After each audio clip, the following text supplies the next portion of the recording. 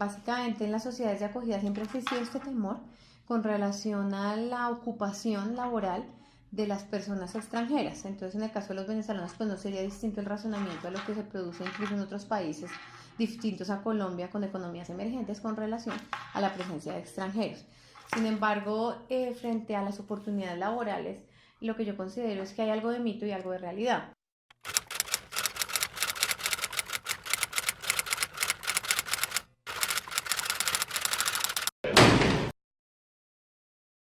Hay una diferencia grande entre analizar fríamente los procesos y dejarse llevar, digamos, de la calentura del análisis mediático.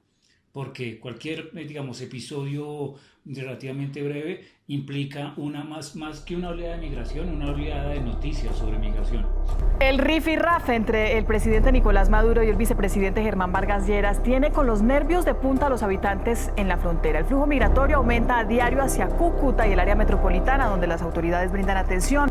Se tramitan de Cancillería, tiene que tener un contrato laboral, tiene que demostrar que realmente ese contrato es vigente y tiene que oficializar su solicitud de visa ante la Cancillería. Nosotros venimos del estado Lara, de Venezuela. El motivo de nuestra visita a Colombia es en busca de un mejor futuro. Claro, vamos a hacer una parada aquí en Colombia para estar unos 2 meses aquí y trabajar. El desplazamiento le ha representado al sector salud desde el cierre de frontera recursos por 3.800 millones de pesos para atender a esa población. Lleva 9 días viajando, pero dice que prefiere estar acá, sin medias y sin zapatos para el frío, pero lejos de la interminable crisis que vive Venezuela. Sí, me vine así, sin nada, así como estoy.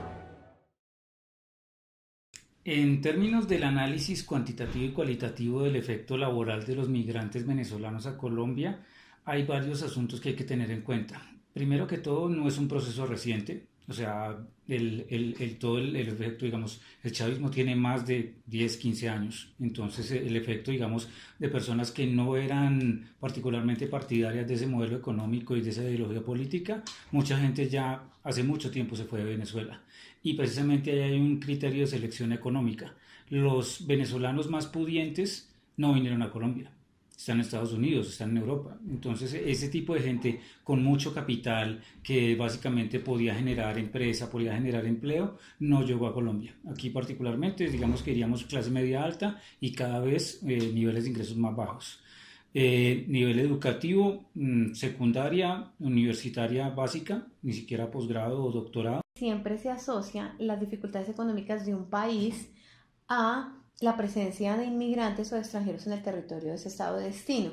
Y lo que quizás sí hay de realidad es que pues, en economías emergentes, como en el caso colombiano, donde hay tanto empleo informal de nacionales del estado, pues los extranjeros entrarían de pronto a engrosar un poco ese renglón de trabajadores informales. Eso no quiere decir que necesariamente, y no creo que exista una evidencia donde pudiéramos decir, sí, es que claramente a mayores extranjeros, menores oportunidades en el mercado informal para los colombianos. Tendríamos que hacer un estudio de campo para afirmar una cosa semejante, o sea, y crear, digamos, pánico nacional y sobre todo social respecto a este tipo de ideas que de pronto también se nos puede quedar un poco en una apreciación o percepción personal, pues sí es muy complejo porque esto genera, son conductas constitutivas de discriminación.